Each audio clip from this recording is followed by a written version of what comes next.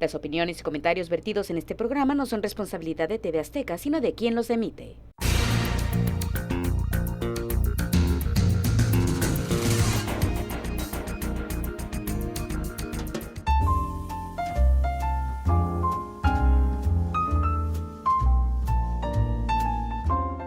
El café, una herencia que se puso de moda.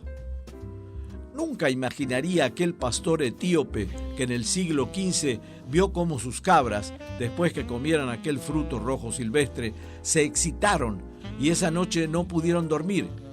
Hoy, varios siglos después, esta infusión llamada café esté tan de moda en el consumo diario de la gente. Es difícil imaginar en una escena cotidiana de nuestro país que las personas no desfilen sin su taza portátil de café todas las mañanas. En la casa, oficina, en la calle, todos parecen sentirse más acompañados por esta bebida que el acento de la moda ha impuesto en todo el mundo. ¿Fueron solamente razones de marketing las que movieron a la gente hacia este hábito? ¿Cómo empezó esta aromática fiebre en nuestro estado y en Tijuana? ¿Qué tanto favorece a los productores este boom tan evidente? En nuestro programa de hoy, un experto conocedor del tema nos ilustrará al respecto con su praxis personal y muchos ejemplos que emprendió con éxito en esta amplia zona del país.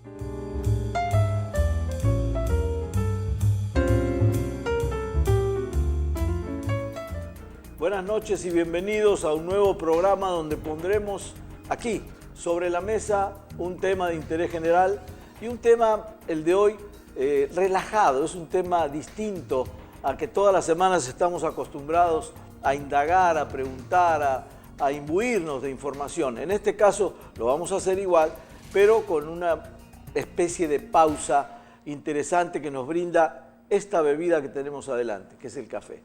Para eso, bueno, tengo un invitado privilegiado que nos va a ilustrar sobre esta bebida y la incursión en nuestro estado. Tengo como invitado a Godofredo. Gracias por venir. Godofredo Monge es tu nombre. Y primero, antes que nada, vamos a empezar con una revisión de tu currículum, si te parece, que nos muestren tu currículum. Adelante. Hoy nos acompaña en Sobre la Mesa Godofredo Monge Lizárraga, originario de la ciudad de Tijuana en 1972. Su formación académica también fue en la ciudad que lo vio nacer. El café siempre le ha acompañado, en un principio como bebedor habitual, después como aficionado y actualmente como profesional del café. Su formación empresarial empezó en la industria gráfica por más de 20 años. En agosto del 2012, se integró a Café Baristi como vendedor externo de café en especialidad. En diciembre del mismo año le otorga la oportunidad Fabián Sánchez, director de Baristi, de formar con él la parte del contenido de la empresa.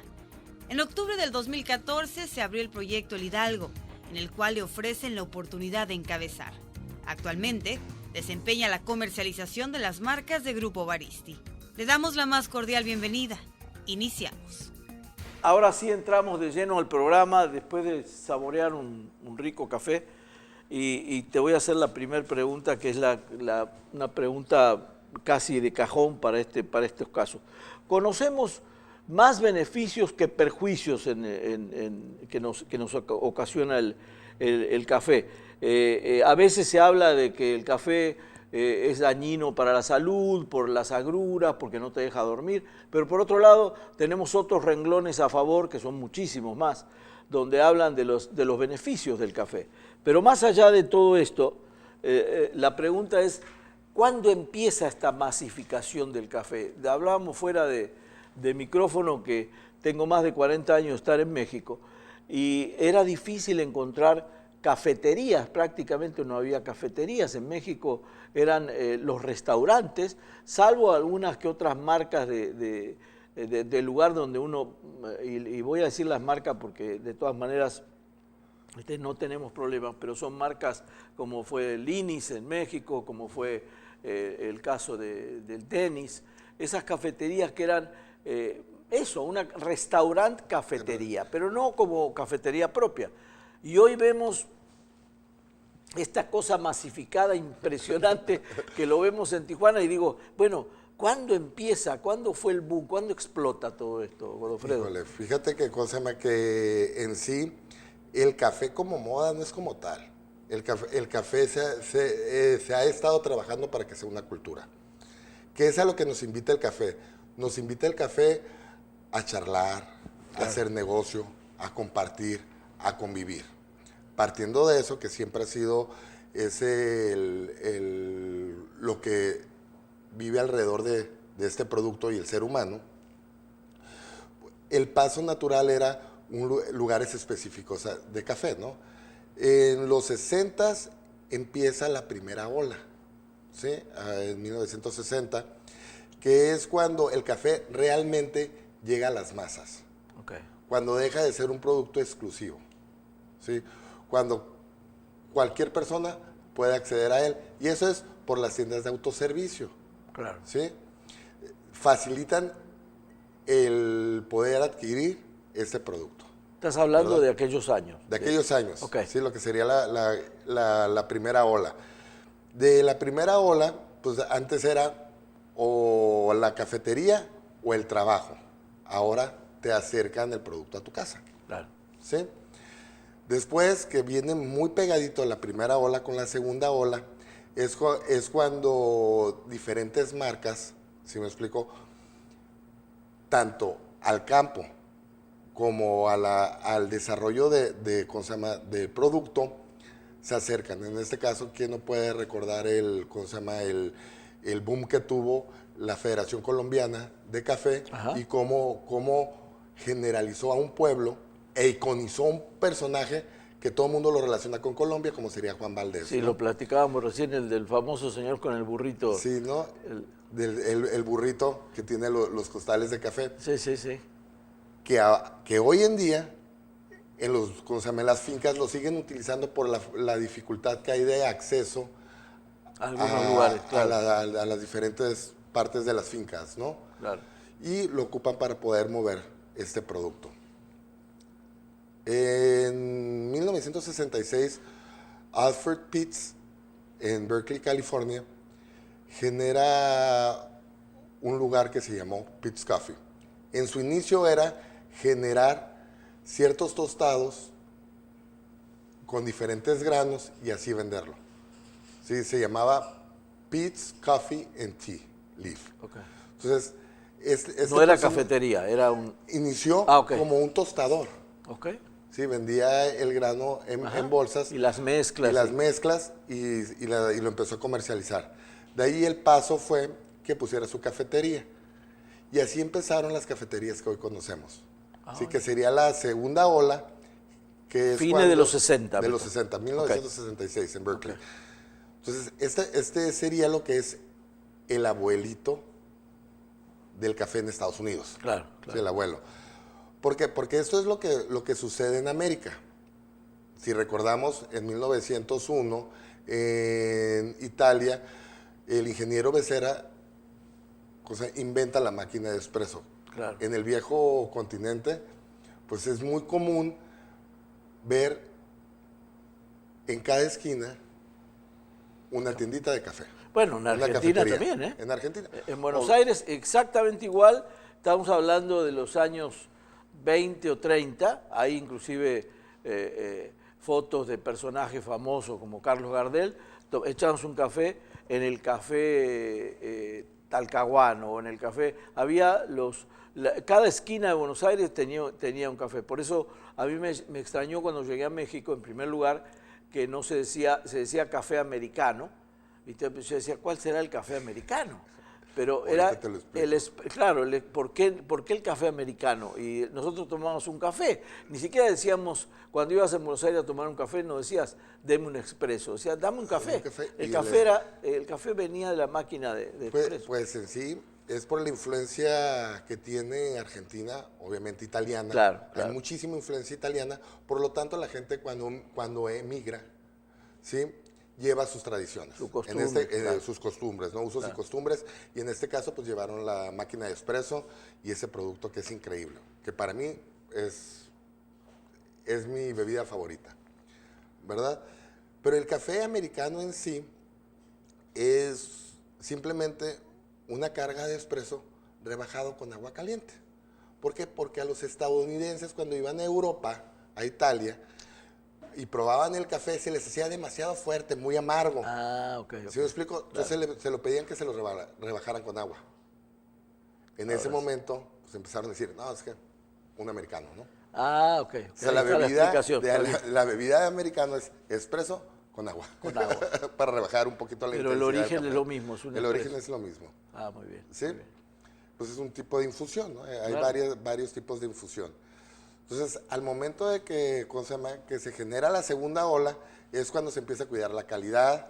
Nacen estos lugares específicamente de café y dan paso a la tercera ola en la cual nosotros nos encontramos. ¿Sí? La tercera ola es un espacio definido, ¿cómo se llama? Que se dedica a ese producto, ¿sí? Y todo está alrededor, que sería la calidad del grano, que tenga ciertas características, cierta altura, ciertos perfiles, ¿sí? La experiencia que se le va a dar al cliente, porque ya no se vende una taza de café, sino que se genera toda una experiencia, ¿verdad? Y ese es, ¿cómo se llama? Lo que en sí sería la tercera ola. Nace la SCA, que es la Asociación Americana de Café de Especialidad, que cuida los procesos del grano. Se empieza a cuidar muchísimo en esa parte del campo lo que le llaman fair trade, el pago justo, ¿sí? Y se empieza a cuidar todo el proceso, la selección del grano, el beneficio, la calidad que va a tener los diferentes granos, ¿no? ¿Cómo se llama el experto en café? El experto en café, hay dos, Sí. ¿sí? En taza sería el barista. El barista. ¿Sí? El barista es el profesional que se dedica a la preparación del café. Correcto. ¿Sí? Ese es el profesional, ese es el barista. Y en México, en Estados Unidos, en China, en Japón, en Holanda, en cualquier parte del mundo, el barista es el barista. El que prepara el café es barista. Es barista. Es un nombre genérico. ¿Sí? Y en el campo, pues hay diferentes, ¿no? En el campo sería el catador Q, el Q-Grader, que es el que certifica la calidad del grano, ¿no? Basados en el dulzor, en la acidez, la cantidad de efectos que tiene, o sea, todo eso le va a dar... toda una especialidad. Todo es una especialidad, ¿no? Entonces, por ejemplo, si se maneja todo por puntos, si tiene 60 puntos, es comercial. Si tiene 70 puntos, es comercial. Si tiene 75 puntos, es comercial. Después de 80 puntos que tenga el grano, es especialidad. Wow. ¿Sí?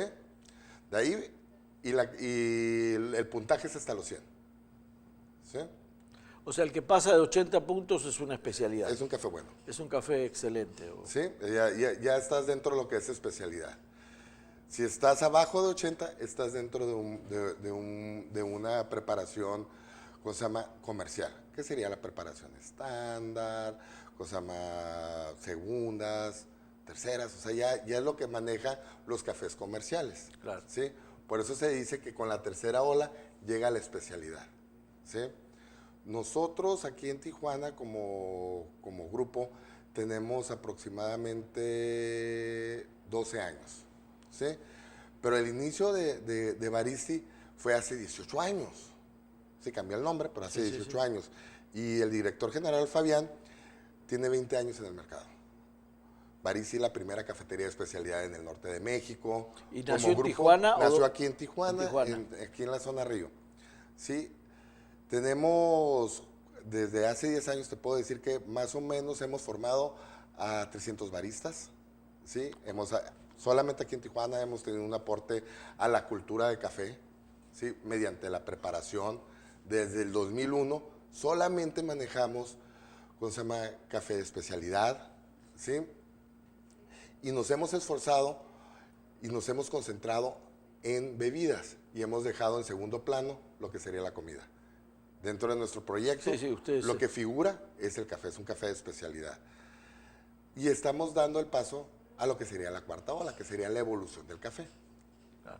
¿En qué consistiría? Es decir, estar evolucionando permanentemente. Sí, lo que pasa es que das paso a lo que sería nosotros ya tenemos un contacto directo con el campo, ¿no?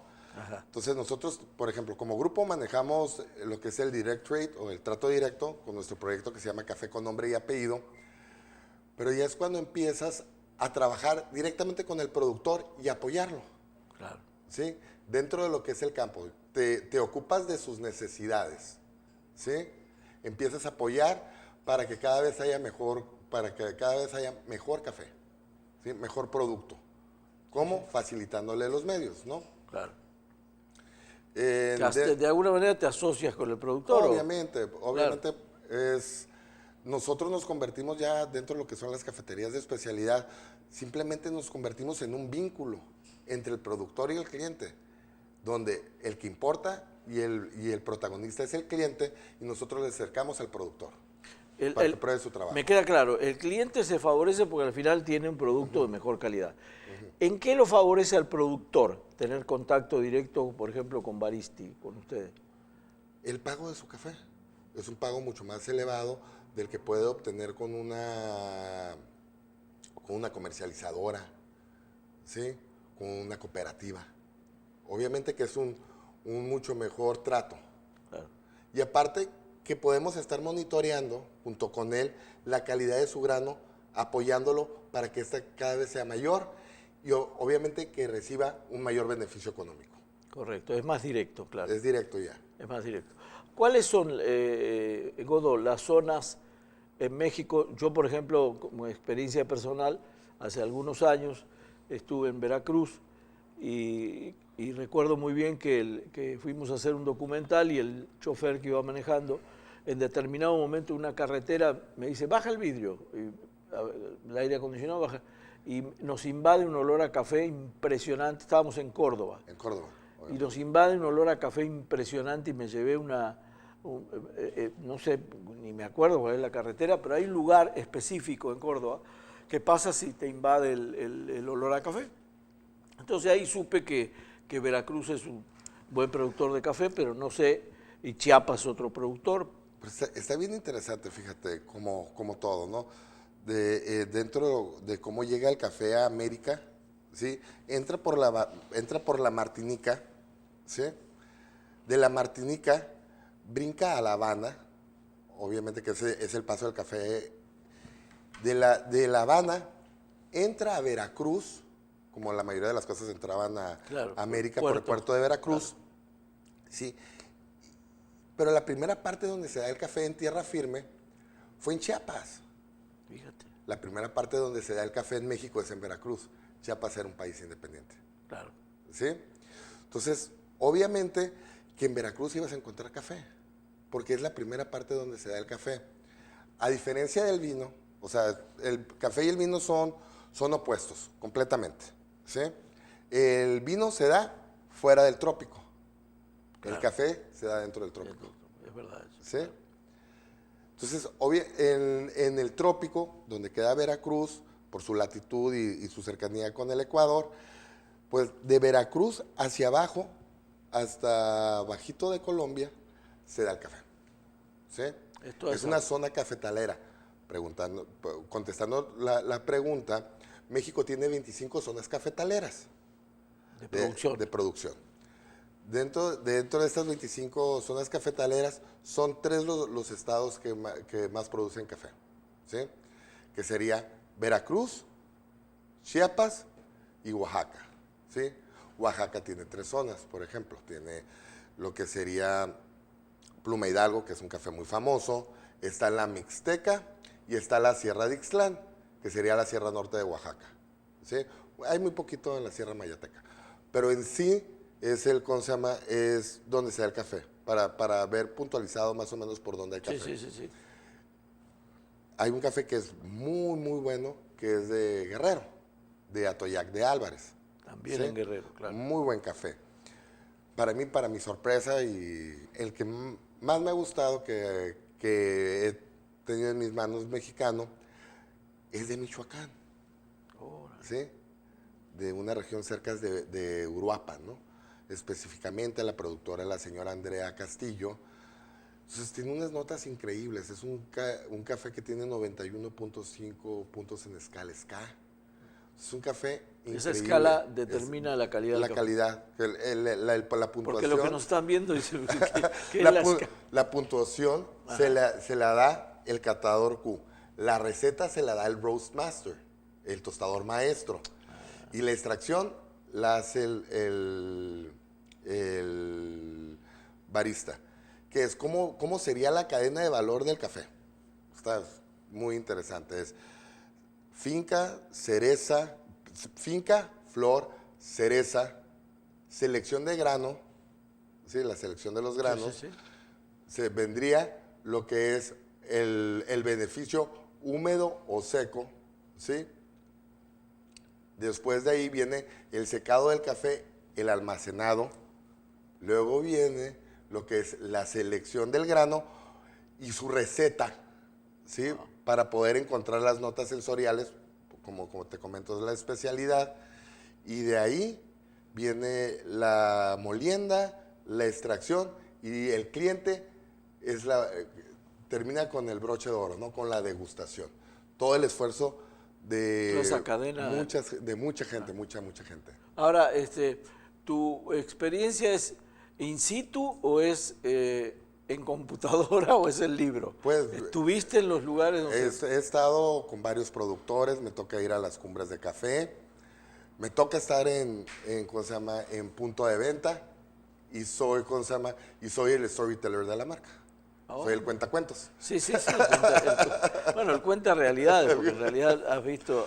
No, porque veo sí que estás absolutamente informado de todo este proceso, esta cadena, ¿no? De muchos valores que te llevan a la producción de un buen café. Y luego aparte que ¿cómo se llama? Es bien importante, Salvador, cómo te manejas como empresa. ¿Sí me explico?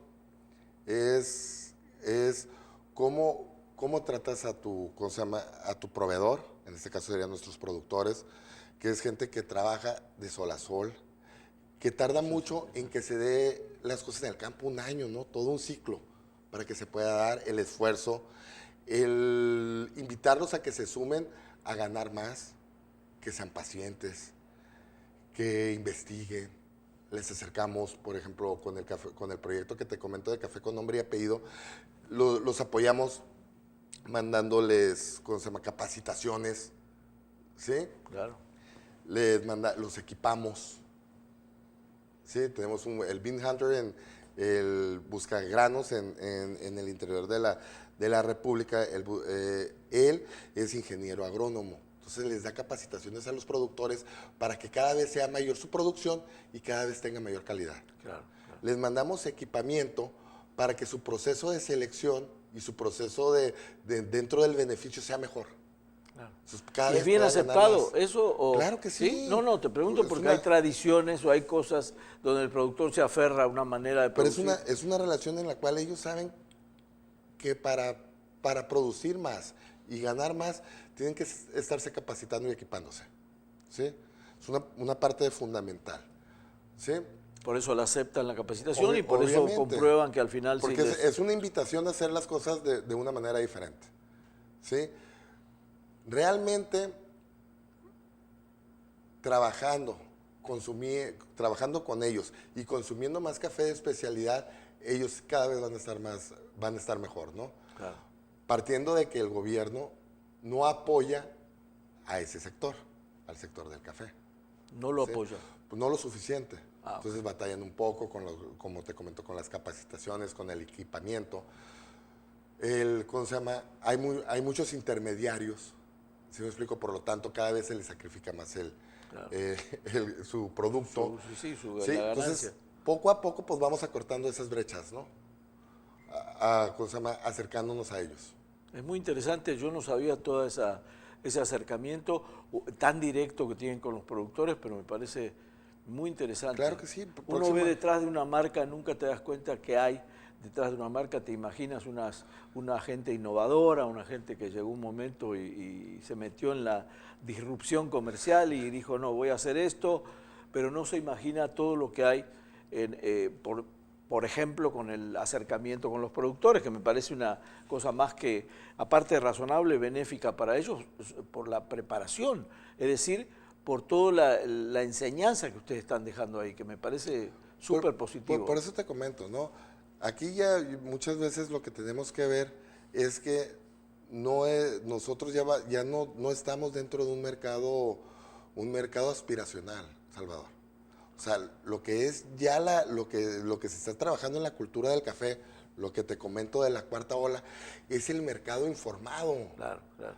Creo que dentro de tu área de expertise, que es el marketing y la comunicación, si te has fijado el cambio que está habiendo de mercado, Muchísimo, ¿no? claro. O sea, es increíble, ¿no? Increíble. Con esto de los medios electrónicos, cómo se va acercando la información y cómo te das la oportunidad de investigar algo. No, impresionante. Ahora tienes, te voy a apurar porque me están llamando a un corte pero sí, ahora la información que tienes digo, al rato vamos a oler el café en los teléfonos celulares, ¿no? Al rato va a decir, ahí te va el olor del café en el teléfono. Para allá va ¿cómo se llama? Para allá va la tecnología. La tecnología. Déjame hacer un corte, nos echamos un cafecito y seguimos con la segunda parte. No se vaya, por favor.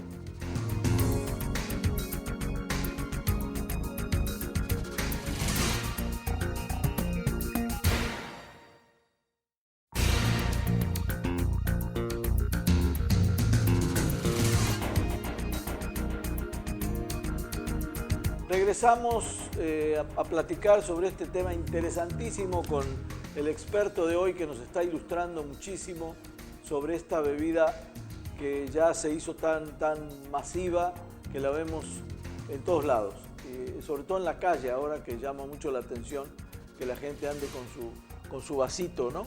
Ya es raro, eso es, es una no tan novedad, pero ya la venimos viendo, digamos, los últimos 10 años que ha pasado esto del café. Pues esto se me hace que esto de los desechables y de la facilitación, del facilitarte, ¿cómo se llama?, un producto, pues es increíble, ¿verdad? Increíble. O sea, era muy difícil en los 70s, 80s, porque no había este tipo de vasos, no Claro. cerraban herméticamente, Claro. y pues no había la facilidad ni el conocimiento de los productos, Sí, ¿no? sí. Era raro que digas, nadie se salía con la taza de loza a la calle a tomar café. Ahorita sí lo hacen, pero ya es diferente. Ya eso es otra cosa. Te quiero preguntar, ¿cuáles son los países en el mundo mayores productores de café? Híjole, el país que más produce café en el mundo es Brasil, y es el que Brasil. rige el precio. ¿Sí? Si algo le pasa a Brasil, por ejemplo, ahora que cuando fueron las Olimpiadas, ¿sí? No, hombre, fue un caos. Wow. ¿Sí? Porque todos los trabajadores de las fincas se fueron a trabajar a lo de las Olimpiadas, ¿no? Y dejaron, ¿Sí? Y dejaron botado el campo, ¿no? Entonces sí hubo una influencia, una alza del precio del café. Claro. Entonces, El café cotiza en bolsa, obviamente. obviamente, Claro. pero aquí está lo interesante, ¿no? El país que más produce café es Brasil. Claro. Pero el país que más distribuye café es Alemania. Wow. ¿Sí? Entonces, son los que, donde hay café hay un alemán. ¿Sí me explico? Obviamente, ¿qué fue lo que pasó con el café? ¿Cómo llegó a Europa? Pues subió por la ruta euroasiática, llega a Holanda, los Países Bajos y después ya migra a Europa, ¿no? Entonces, tiene mucha influencia, ¿no? Los alemanes son muy buenos negociantes con el café. Qué curioso, no sabía ese dato. O sea, son los mayores distribuidores De café. Ajá, hay una compañía que se llama Newman, que es la distribuidora más grande de café, y en México tiene su filial que se llama, se llama California. Quiere decir que hablando Distribuidora California. de América Latina, digamos, estamos en Brasil, Colombia, Colombia sería el segundo. Ecuador. Ecuador, ¿no? No, Ecuador no. No sería Ecuador. Pues son diferentes, ¿no? Porque como hay trópico, pensé hay que... trópico, pero realmente pues el que rige es Brasil. Es Brasil. Hay café en Colombia, café en Ecuador. Si subes hay muy poquito de Venezuela, como todo lo que hay ahorita en Venezuela, Sí, muy todo poquito. es poco. Sí. Sí, Panamá. Hay una finca muy famosa que produce un varietal que se llama Geisha, que es uno de los cafés más caros que hay ahorita. Wow. Luego está Costa Rica. Costa Rica, Honduras, Salvador, Nicaragua, Guatemala, México, dentro de lo que sería América, ¿no? Claro, claro. Dentro de lo que sería América. México tiene un café de muy buena calidad. ¿Por qué? Porque se da por el tipo de microclimas que tiene, del clima, microclima, el tipo de tierra, las alturas. Son cafés muy buenos. ¿Sí me explico? El café, la planta requiere agua, humedad. Requiere agua, temperatura, altura. Altura. ¿Sí me explico? Sí, sí, claro. Lo que pasa es que dentro de lo que es el café, pues hay varios tipos de plantas, ¿no? Varios tipos serían tres tipos de café, ¿no? Está lo que es, 3 variedades, lo que sería robusta, arábica, y en medio sería, ¿cómo se llama? El híbrido de Timor. Fue una ingeniería ahí humana que hicieron, juntaron los dos tipos de las dos familias y generaron una tercera que sería el híbrido de Timor, ¿no? Que es donde salen los catimores y los salchimores. Pero estas dos, que es robusta y ¿cómo se llama? El híbrido de Timor, no son especialidad. La única que es especialidad sería, ¿cómo se llama?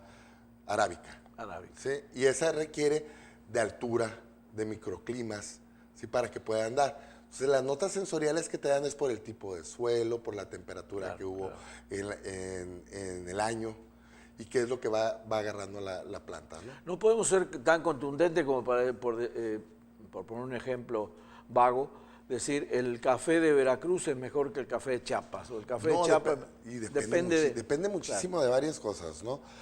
De la altura que tuvo ¿cómo se llama? El café, ¿no? ¿A qué altura fue sembrado? Después, ¿qué tipo de varietal, ¿cómo se llama? Utilizaron? Si fue Bourbon, si fue Garnica, en Veracruz para ser exactos, en Oaxaca si es Pluma Hidalgo, si es Bourbon, o sea, depende de qué tipo de Mundo Novo, o sea, Pacas, o sea, depende qué tipo de arbusto sea, ¿no? De ahí te pasas qué tipo de selección manejaron, porque si tú manejas una preparación comercial, un estándar, y la comparas con una preparación europea, pues va a haber una gran diferencia, ¿no? Hay una brecha increíble entre calidades. ¿Sí me explico? Igual como si tú agarras una preparación europea, que ya sería especialidad, y te vas con un microlote, ¿sí? Que el microlote es la parte más alta que hay dentro de la calidad del café. Entonces, hay una gran diferencia, claro, tanto en los sabores, lo marcado que están las notas sensoriales, te da son muchísimo más intensas, ¿no?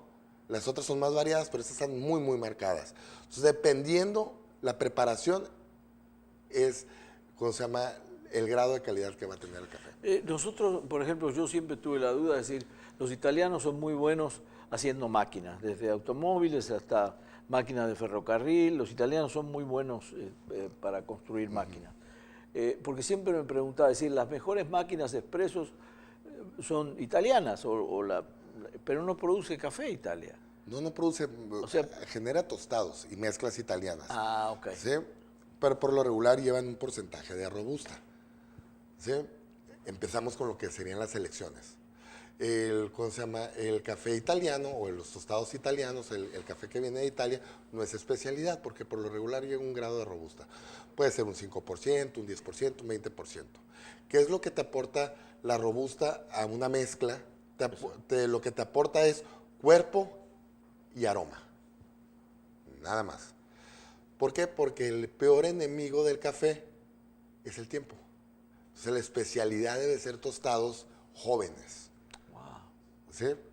Entonces, obviamente que con el tiempo andan aquel de aquí a que llegan de Italia, que se embarcan, la temperatura, cuánto duran en bodega, de la bodega, cuánto duran dentro del supermercado, pues obviamente que ya no tienes un café de especialidad. Claro. Puede ser un café que sabe muy bueno, que tiene buen cuerpo, que tiene buen aroma, pero no es especialidad. ¿Sí? Entonces aquí ¿de qué se trata? Las olas o hacia dónde se dirige la evolución, dentro y hacia la especialidad. O sea que el café debe no sé, molerse fresco. Fresco y, ¿cómo se llama? Si es para expreso, tiene que tener un reposo de 4 a 14 días para servirse en taza. ¿Sí? Si es, ¿cómo se llama? Para métodos, como puede ser un Chemex, o puede ser un Aeropress, o un Dripper, un B60, obviamente que puede estar entre las 16 horas y las 32 horas, para que te pueda dar las notas que andas buscando, y juegas mucho con los tostados, ¿no? Puede ser un tostado claro, lo que sería un tostado escandinavo, o en Estados Unidos le llaman un cinnamon roast, o nos vamos a lo que sería para máquina de espresso, para que lo que sería el espresso sería un tostado medio, ¿sí? Entonces, más o menos son los parámetros de la especialidad. Un tostado oscuro y andas escondiendo los defectos del grano, obviamente. Ahora, Estados Unidos es un gran consumidor de café. Obviamente. No sé si es uno de los primeros del mundo, pero no produce café. No, es un consumidor de café. Al inicio te estaba comentando, antes de que saliéramos a cuadro, que los países productores de café tienen una subcultura. Se quedan con la peor parte del café. Wow. ¿Sí? Ya lo que es, los países desarrollados, que son los que están al norte, ¿sí? O, por ejemplo, hay unos que están al sur, como sería Australia, ¿verdad? Que es el primer mundo. Ellos son nada más consumidores, ¿sí? Claro. Y ellos se llevan lo mejor, ¿sí? Por eso te comentaba de la transnacional que es Newman, la exportadora alemana. La alemana. Entonces, ellos se llevan el café para todas partes, ¿no? Lo llevan hacia arriba, hacia el norte, donde están los que pueden pagarlo. Y son los que tienen una cultura, que es donde empiezan los movimientos. Sería, Italia, Estados Unidos, Alemania, Holanda, ¿sí? Suecia, Suiza, que son los que consumen más café. O sea, per cápita, Estados Unidos no es el que consume más café. Sería Noruega. Noruega es el que más consume café. Wow. Lo sigue Holanda y Alemania, ¿sí? Estados Unidos, pues obviamente como es un país que tiene tantos millones de habitantes, claro, pues sería el que tiene el mayor mercado del café. Sí. Bueno, ahí no sé, porque los hindúes o los chinos, que son 4 veces la población de Estados Unidos. Apenas está entrando el café. Está entrando. Por lo regular, si te fijas, son países que consumen muchísimo té. Sí, claro. ¿Sí? Sobre todo el chino, ¿no? Son productores de té. Bueno, también el hindú, sí. Mucho té, o sea, es su, ¿cómo se llama? Es la bebida de ellos, claro, el té, ¿verdad? Claro. ¿Sí? Por eso cuesta más ahorita está entrando el café muy fuerte a China, obviamente por la influencia que hay de Occidente, ¿no? Claro, en Japón ya sí se toma café. No, y hay unas cafeterías increíbles. En Japón. En Japón. O sea, son los países asiáticos los que empiezan también a marcar una tendencia, ¿sí? Y es tendencia porque todavía falta que se asimile a su cultura. Claro. ¿Sí? El café ya a México lo acompaña desde hace casi 100 años, ¿no? Que es tanto en producción de café como en consumo del mismo. Claro. Estamos hablando que el referente que tenemos en Veracruz con una marca de café que recambió que su bebida tradicional es el lechero, ¿no? Sí. Que después en el barrio chino, en el DF, lo siguen haciendo, le llaman café de chino. Café de chino, claro. ¿Sí? Claro. Y como la bebida, una bebida específica que sería el café de la olla, cómo se genera dentro de la Revolución de México. Eso te preguntó por el café de la olla. ¿Cómo nos ha acompañado? O café de olla o café de la olla, ¿no? El café de olla, ¿no? Café de la olla. Sí. Y es un café revolucionario que lo hacían las soldaderas, ¿verdad? Entonces imagínate la soldadera con todos los enseres de cocina, sí. Aparte con los víveres, un escuicle en una mano, el otro chilpayate en la otra, ¿sí me explico? Y cuando se ponían las cosas difíciles, todas se agarraban el rifle y echaban bala, ¿no? Pero en la noche, ellas son las que preparaban esa bebida al alba. Entonces era como el toque de Diana. Wow. Antes de que empezara la batalla, pues empezaba el campamento a oler a café. ¿Sí? Qué revitalizante. Entonces son muchas las historias y mucho lo que nos ha acompañado el café a nuestra cultura. El café de olla, bueno, ya lleva piloncillo, canela, claro, clavo, y se le agregaba cacao, ¿sí? Para que le quitara un poquito lo amargo, ¿no? Y el piloncillo, pues obviamente que no tenían el acceso al azúcar. Claro. Entonces utilizaban el piloncillo para que era muchísimo más económico, ¿no? Claro. Así nació Así nació el café de la olla. el café de la Es un café revolucionario. ¿Qué te parece si nos venimos para esta zona, donde si aterrizamos acá en Baja California? A mí me llama la atención, por lo menos tengo 30 años en Baja California, me llama mucho la atención el crecimiento, sobre todo, no sé si estoy mal en los números, de 10 años para acá. Sí, obviamente que es cuando lo que es la tercera ola, cómo se marca, Ajá. lo que es la especialidad. ¿Qué viene siendo la especialidad? Viene marcado con competencias nacionales, con competencias mundiales, con el nacimiento de SCA. Entonces viene toda la influencia. Pero ¿por qué tan fuerte en Baja California más que en el resto del país? ¿No? Sí. No es casualidad. ¿A qué nos enfrentamos los tijuanenses, los baja californianos? ¿A qué nos enfrentamos? Nosotros, nuestra competencia no es con los demás estados o con otras ciudades. Claro. Nuestra competencia sería con la quinta economía a nivel mundial, que es California. Claro. Entonces tenemos un intercambio, ¿verdad? Un intercambio muy fuerte, Claro, muy fuerte. comercial con California. Por lo el café tanto, no es la excepción, claro, ahí entra el café como obviamente, parte ¿no? de ese intercambio. Entonces, todo lo que pasa aquí en Tijuana, con San Diego, el condado de San Diego, todas las ciudades que están alrededor, y si nos vamos al condado de Los Ángeles, pues se viene permeando una cultura dentro de lo que es el café, ¿sí? No es casualidad. Por eso abrí comentándote un poquito la importancia que tiene mi grupo, una de nuestras marcas, que sería Baristi, que es la primera cafetería de especialidad en el norte de México. O sea, nosotros nos enfocamos completamente a la especialidad. ¿Qué es la especialidad? Bebidas con cierto grado de azúcar, que debe ser muy mínimo, nunca puede ser invasivo al sabor del café. Okay. Sí, la selección de los granos, que eso es lo más importante, que sea café de alta calidad, de una preparación elevada. ¿Sí? Tanto así que nuestras bebidas se han hecho con refractómetro digital. Eso quiere decir para poder estar contando la cantidad de azúcar y que estés dentro de lo que es la especialidad. Wow. ¿Sí? Tenemos 2 campeonatos nacionales de baristas. Sí, hemos representado 2 veces a México en el World Barista Championship. O sea, realmente estamos comprometidos con la cultura del café. Estamos orgullosos de nuestra ciudad. Claro. Aquí nacimos, claro, ¿verdad? Claro. Aquí nos queremos quedar, ¿sí? Perfecto. Y es ir generando cultura, como en muchísimos foros se ve, ¿no? Que es, sueña global, hazlo local. Algo que ves en otra parte, tráelo, claro, y hazlo parte de tu ciudad. Me gusta el lema, sí. ¿Sí?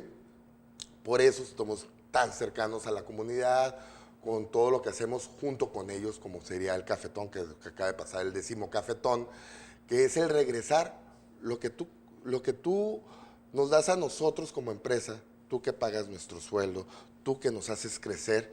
Te regresamos. Vamos a regresarle a ti, ciudad, eso, ¿sí? Por eso somos muy proactivos a nuestra comunidad. Lo que llaman, ¿no?, ahora empresa con conciencia social, ¿no? Empresa socialmente responsable, dicen. Pero a mí se me hace que ya es emprender con responsabilidad, ser responsables, ser un poquito terroristas, ¿no?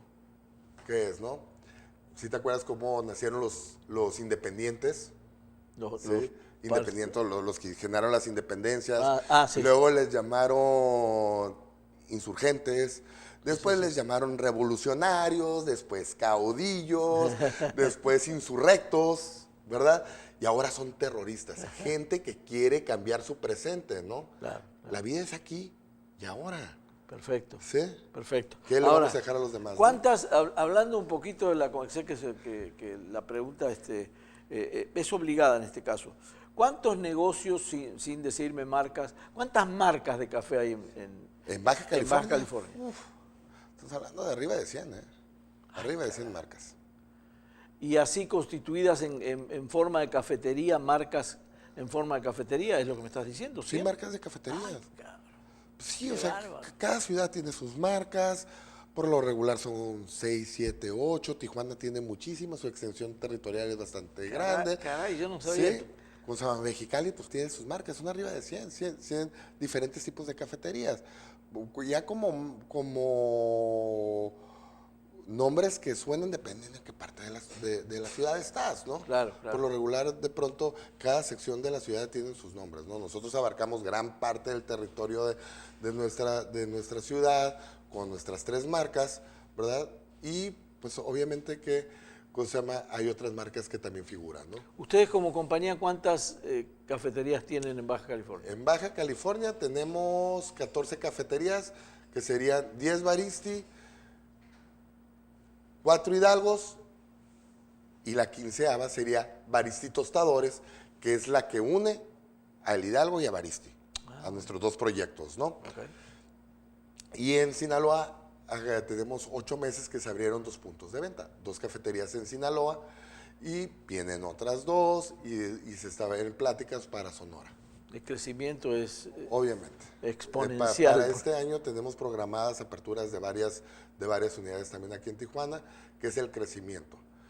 Obviamente, como te lo comento, es importante este crecimiento para poder apoyar al campo. Entre más crecemos nosotros, más les podemos comprar.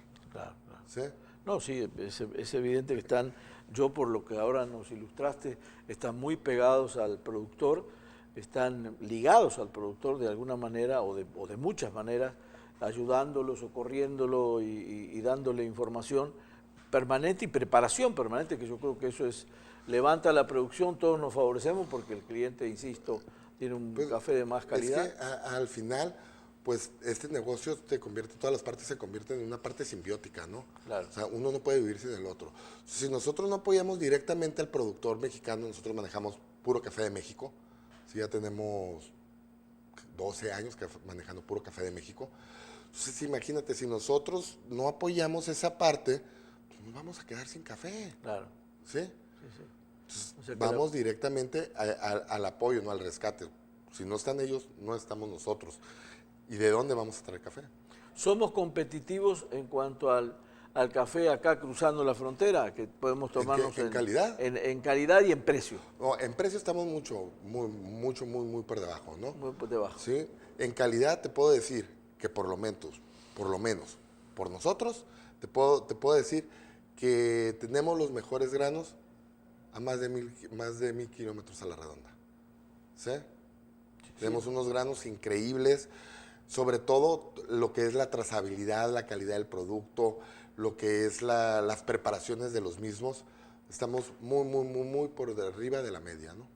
Fíjate que a mí me llamó la atención en Estados Unidos, en las cafeterías más famosas, que se hicieron famosas hace unos cuantos años para acá. Cuando entrabas la primera vez veías fotografías de productores de café y te decían de dónde traían el café y a cuánta gente le daban trabajo en Guatemala o en Nicaragua.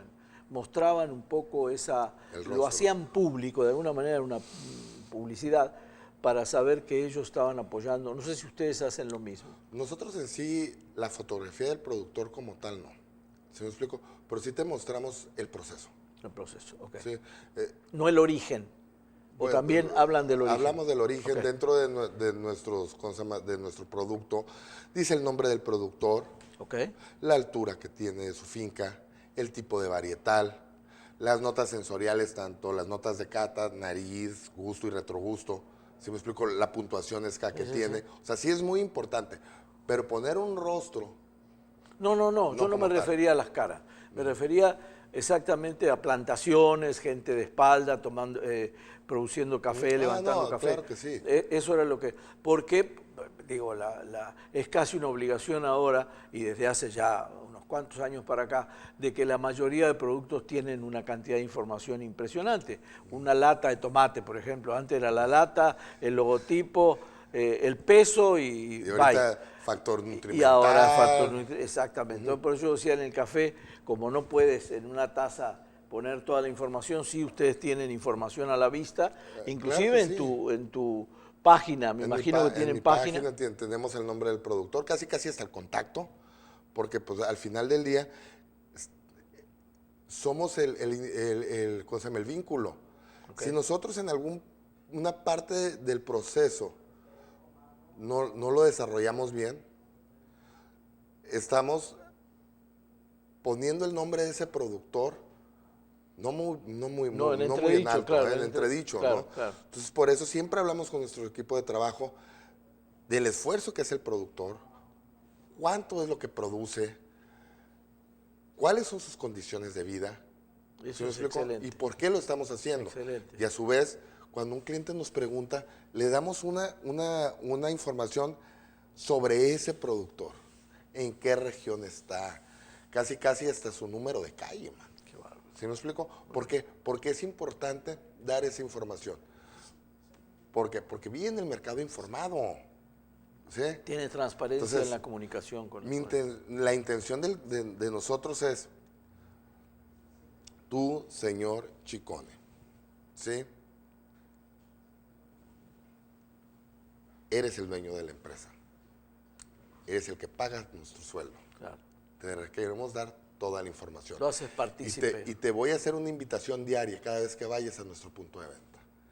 Que dejes de ser un bebedor habitual de café y que te des la oportunidad de ser un café aficionado, Claro.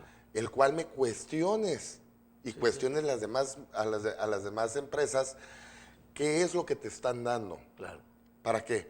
Para que ellos también exijan y sobre todo apoyen la cadena productiva. Fantástico. Ahora no es que me tocó un café amargo y me lo tengo que... No. Dame, porque ya no se nos vino el tiempo encima con el café, dame ¿de qué forma te contactan? Si quiero interiorizarme de la empresa, ¿qué hace la empresa? Pues, pueden utilizar alguno de de nuestras páginas, de los fanpages que serían del grupo, que sería Baristi Tostadores, puede ser, Café Baristi, ¿sí? O Baristi, y El Hidalgo, Café El Hidalgo, ¿no?